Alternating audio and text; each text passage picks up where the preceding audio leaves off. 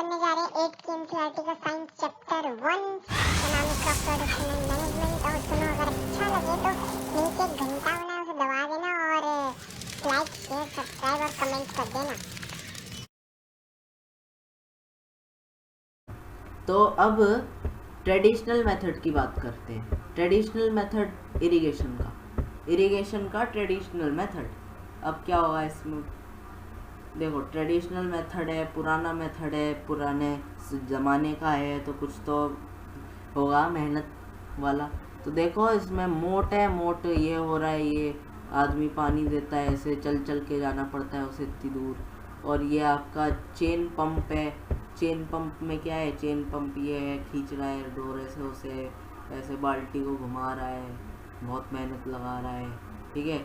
इस ढेकली आ गई। ढेकली में क्या है, ढेकली में ऐसे लगा होता है जिससे कुएं में से पानी आसानी से निकाल दो और प्लांट में फेंक दो। ठीक है।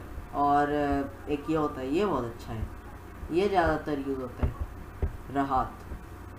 राहत में क्या होगा, यहाँ पे आपका ये राउंडेड स्ट्रक्चर जो है, यहाँ पे ऐसे बेल घूमेगी ऐसे राउंड राउंड। ठीक है। ऐसे लगा रही है, एक सेकेंड, ऐसे लगा रही है। और इससे क्या होगा, नीचे एक पाइप बना होता है, वो भी घूमेगा, वो भी रोटेट करेगा और उससे ये इसको रोटेट करा देगा। ठीक है। तो बस इतना ये राहत में। और इसके लिए हम लिफ्टिंग वाटर के लिए हम पंप लगाएंगे, जिससे हमारा मॉडर्न मेथड आ जाता है। पंप लगाने से बहुत बड़ा काम हो जाता है।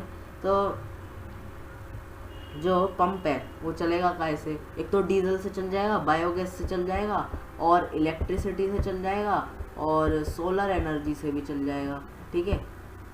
और then modern method of irrigation आ जाते हैं हमारे, जो अभी के चल रहे हैं। एक तो स्प्रिंकलर सिस्टम चल रहा है, फव्वारा टाइप का, ये जो देखते हो ये पार्कों में लगे होते हैं, ये चल रहा है। और एक चल रहा है ड्रिप सिस्टम, ये अंदर होता है पूरा, जड़ों के साथ ड्रॉप बाय ड्रॉप पानी देगा प्लांट को। ठीक है। इससे क्या है, स्प्रिंकल सिस्टम क्या है, स्प्रिंकलर सिस्टम क्या है। इसमें क्या होता है, ये जो परपेंडिकुलर है, ये देखो ये 90 डिग्री का एंगल बना रहे हैं। ये जो परपेंडिकुलर पाइप हैं, ये इसमें रोटेटिंग नोजल्स होती हैं, ये चारों तरफ पानी को फेंक देंगी, ऐसे फेंक देंगी यहाँ पे। ठीक है। एंड देन ये मेन पाइप से अटैच होती हैं। मेन पाइप से पहली बात ये अटैच होती हैं, जिससे पानी जाए आराम से, वहाँ पे हर जगह जाए। मेन पाइप से अटैच होके तो जाएगा। मेन पाइप किससे, पंप से अटैच होता है। पंप कुएं में से पानी डाल के उसे दे देता है, जिससे वो जाता है ऐसे ऐसे, फिर वो फव्वारे में चला जाता है पानी पूरा। ठीक है। और इक्वल पानी देता है, इससे भी फव्वारा टाइप का है, अच्छा है ये भी। पर इससे भी अच्छा है ड्रिप सिस्टम, पर ये महंगा भी है, कॉस्टली है। ये लिखा नहीं है पर है कॉस्टली। ठीक है। यहाँ पे जब इसको इस्तेमाल कर सकते हैं जहाँ पे वाटर की कंडीशन, वाटर अवेलेबिलिटी की कंडीशन बहुत पुअर। ठीक है। तो ये ड्रॉप बाय ड्रॉप पानी देता है रूट में, सबसे पहली बात, और इसी को ही हम ड्रिप सिस्टम कहते हैं। ठीक है। और ये प्लांट, गार्डन, ट्री, इन सब में ज़्यादातर यूज़ होता है। ठीक है।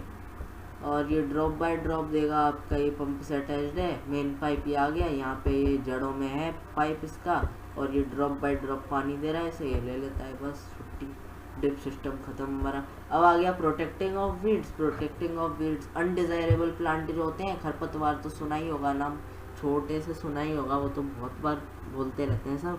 तो क्या है, खरपतवार जो है वो अनडिजायरेबल प्लांट है, चाहिए ही नहीं हमें। वो क्या करता है, उग जाता है और प्लांट के साथ कंपटीशन करता है, भैया मैं भी सनलाइट लूँगा जितना तू ले रहा है। ठीक है।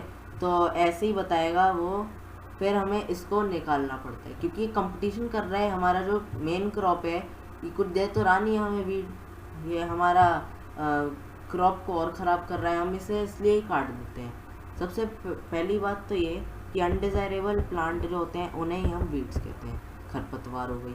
और दूसरी बात ये हो गई कि रिमूवल ऑफ वीड को हम वीडिंग कहते हैं। अब करते हैं वीडिंग कैसे होती है। वीडिंग हमारी ऐसे होती है कि आप अगर टिलिंग कर रहे हो पहले, फ्लफिंग कर रहे हो, टिलिंग कर रहे हो, तो क्या होगा कि ये जो है अपरूटिंग होगी, crop helps in uprooting and kills the wheat, ठीक है। तो ये ड्राई कर देगा वीड को और मिक्स कर देगा सॉइल के साथ, बस कहानी ख़त्म वीड की। और हमें इसको मैन्युअली रिमूव कर सकते हैं। मैन्युअली कैसे रिमूव करेंगे? मैन्युअली हम ऐसे रिमूव करेंगे कि हम उसे हाथ से काटेंगे, पहली बात, अपरूटिंग और कटिंग, ठीक है। ये जो सिकल के लिए हार्वेस्टिंग क्रॉप, इसी से हम उसको भी काट देते हैं, ठीक है। कट जा भाई, ये हमारा काम ख़त्म हो जाएगा। एक खुरपी भी है और एक सीड ड्रिल वो आती है ना, ट्रैक्टर जो हमने पढ़ा था सोइंग ऑफ सीड में, वही इसमें भी यूज़ हो जाएगी, ठीक है। और हम इसमें स्प्रे छिड़क देंगे वीडीसाइड कौन सा? 2,4-D, इसका नाम याद रखना, 2 और 4D, ठीक है। तो ये क्या करते हैं, ये वीड को पूरा, जैसे वो नहीं आता हिट मच्छरों को भगाने के लिए, जैसे वो भगा देता है, ऐसे ये पूरा खरपतवार को मार देता है। ये तो पूरा गया मच्छर, ठीक है। और देन हमें क्या करना होता है, हमें अपनी हेल्थ, फार्मर की हेल्थ कमज़ोर हो जाती है अगर उसने ये शरीर पे लग गया उसके, या फिर आपके मुंह पे लग गया, माउथ और नोज़ को हमें प्रोटेक्ट करना होता है मास्क लगा के, ठीक है। मास्क लगाना पड़ता है, लिखा भी हुआ है यहाँ पे, cover their nose and mouth with a piece of cloth during spraying of these chemicals, ठीक है। अब हम बात करते हैं हार्वेस्टिंग की। हार्वेस्टिंग क्या होता है? सिकल से होता है मैन्युअली। देखो हार्वेस्टिंग होता क्या है, हार्वेस्टिंग जब हमारी मैच्योर हो जाती है, पूरी बढ़िया खेती हो गई हमारी, अब क्या करें भाई, अब हम काट देंगे उसे। कैसे काटेंगे? सिकल से काटेंगे, और भी मेथड हैं, ठीक है। अब क्या होगा, 3 से 4 महीने लेगा मैच्योर होने में, फसल 3 से 4 महीने लेगी, ठीक है। तो फिर हम उसे काट देंगे सिकल से, और हार्वेस्टर से भी काट सकते हैं। हार्वेस्टर क्या है, देखो इसके बाद हमें क्या करना पड़ता है, हार्वेस्टर एक एडवांस, मतलब हार्वेस्टर तो काट ही देगा, देन हमें इसको क्या करना होता है, इसे हमें सेपरेट करना होता है काफ से। फूस जो होती है ना, उसको हमें वीट ग्रेन से उसको अलग करना पड़ता है, ठीक है। इसके लिए क्या होता है, कंबाइन का यूज़ होता है, ठीक है। इसी को ही हम थ्रेशिंग कहते हैं, जो हम सेपरेट करते हैं ना काफ फ्रॉम वीट और एनी अदर ग्रेन, तो इसी को ही हम थ्रेशिंग कहते हैं, ठीक है। ये है कंबाइन बहुत ही बढ़िया है, हार्वेस्टर भी है, ये हार्वेस्टर भी कर देगा और थ्रेशिंग भी कर देगा। मान लो आप मैन्युअली काट दिया आपने, तो आप कैसे सेपरेट करोगे, थ्रेशर तो है नहीं, तो फार्मर्स नॉर्मली विनोइंग करते हैं उसके लिए, ठीक है। विनोइंग हमने पढ़ा ही होगा, कूलर या फिर कोई हवा वाली चीज़ रखो, ऊपर से फेंको, तो जो लाइट होगा वो उधर, अनाज नीचे, ठीक है, आ गया विनोइंग। हार्वेस्टिंग फेस्टिवल होते हैं बहुत सारे, ये आप पढ़ लेना, ये ज़्यादा इम्पोर्टेंट नहीं है, ठीक है। जब खेती हो जाती है तो बहुत सारे होते हैं, पोंगल हो जाता है, बैसाखी, होली, दिवाली, नवन्या, बिहू, ये सब पढ़ लेना अपने आप से, ठीक है।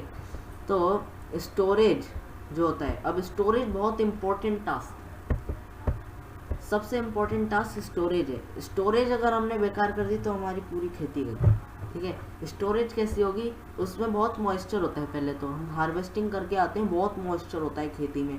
अब मॉइस्चर को हटाने के लिए हमें क्या करना होता है, उसे ड्राई करना होता है। ड्राई कैसे करोगे, सनलाइट से कर दोगे। सनलाइट से अगर हमने ड्राई कर दिया, उससे क्या होगा, जो अटैक करते हैं, जो ऑर्गेनिज्म का अटैक जो आता है उस पर, मतलब माइक्रो ऑर्गेनिज्म आ जाते हैं, इंसेक्ट आ जाते हैं, रेट आ जाते हैं, माइक्रो ऑर्गेनिज्म मॉइस्चर लगी हुई उस पर क्रॉप पे, वो खा जाते हैं उसे, ठीक है। इंसेक्ट, रेट, माइक्रो ऑर्गेनिज्म खराब कर देते हैं उसे। तो हमें इसको रोकने के लिए ड्राई करना होता है, और देन हमें एक बैग में हम इसे स्टोर कर देते हैं। स्टोर करेंगे कैसे, दिखाता हूँ अभी। यहाँ पे ये जो है, फार्मर के घर के पास अगर कुछ है तो हम उसको जूट बैग से स्टोर कर सकते हैं, ऐसे यहाँ पर लगाए, ये जूट बैग ही है, ठीक है, ये पूरा जूट बैग है, ये सब ये इतने भी दिख रहे हैं, ये जूट बैग है। और मेटालिक बिन्स से भी हम इसे कर सकते हैं, ठीक है। तो ये जो सिलो है और ग्रेनरीज है, ये लार्ज स्केल स्टोरेज है, ये है सिलो, ये आ गया आपका सिलो, बहुत बड़ा है, मज़ेदार, पूरा अनाज है इसमें, पूरा भरपूर, ठीक है। तो हम इसको पेस्ट से बचाने के लिए करते हैं रेट और इंसेक्ट से। अगर आपको घर पे थोड़ा सा करना है, घर पे थोड़ा सा स्टोर करना है, तो आप ड्राइड नीम लीव्स, ठीक है, और इसको यूज़ कर सकते हो। मैं मिटा देता हूँ इसे, एक सेकंड, हाँ। तो बस फिर क्या है, इसके बाद आपका आ जाता है एनिमल हस्बेंड्री। जैसे हमने ये देखी, बहुत सारी एक्टिविटी होती हैं इसमें, बहुत सारे मतलब बहुत एक्टिविटी होती हैं, 7 होती हैं। ऐसे ही एनिमल हस्बेंड्री में भी एक्टिविटीज़ होती हैं उनके रेयरिंग के लिए, ठीक है। यहाँ पे प्रोवाइड करना पड़ता है हमें प्रॉपर फूड, शेल्टर और केयर करनी पड़ती है उन्हें। इसको अगर हम लार्ज स्केल पे करते हैं तो इसे एनिमल हस्बेंड्री कहते हैं। उसको क्रॉप एक लार्ज स्केल पे ही तो कर रहे हैं हम, इसलिए उसको एग्रीकल्चर प्रैक्टिस हो जाती है वो, और ये लार्ज स्केल पे है तो ये हो गया एनिमल हस्बेंड्री, ठीक है।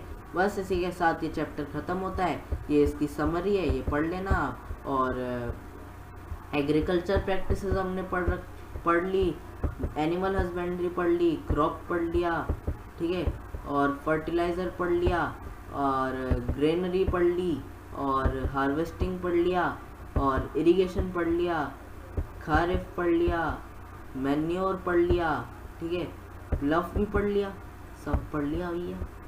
अब इसका रिवीजन कर लो, सबसे बढ़िया सारी चीज़ें कवर हैं, ठीक है। पूरा कीवर्ड्स आपका ख़त्म, कीवर्ड हर जगह से ख़त्म। और फिर इसके फिल इन द ब्लैंक्स है, same kind of plants grown and cultivated on a large scale at a place is called. सबसे अच्छी बात यार, ये तो हमने पहली लाइन पढ़ी थी चैप्टर की, क्रॉप हो जाएगा, ठीक है। और फर्स्ट स्टेप कौन सा है, प्रिपरेशन ऑफ सॉइल हो जाता है। और तीसरा डैमेज सीड्स वुड, क्या करेंगे वो, क्या करेंगे भाई, देख लो यहाँ पे इसी वर्ड से ही तो करने हैं, ठीक है। डैमेज सीड वुड फ्लोट करेंगे डैमेज सीड।